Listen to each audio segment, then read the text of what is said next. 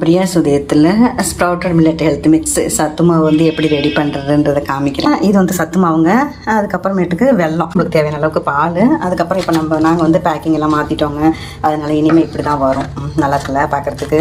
அதுக்கப்புறமேட்டுக்கு தண்ணி, நமக்கு வந்து ஒரு வீட்டில் வந்து எத்தனை பர்சன்ஸ் இருக்கிறாங்களோ, ஒரு பேர் இருக்காங்களா 4 பேர் இருக்காங்களா அப்படின்றத பொறுத்து தாங்க. அதுக்கப்புறமேட்டுக்கு ஒரு டம்ளர் தண்ணி ஊற்றி அடுப்பில் காய்ச்சிக்க வேண்டியதான். வச்சுட்டு சும்மா ஒரு 5 நிமிஷத்து வேலை தான் இது எல்லாமே.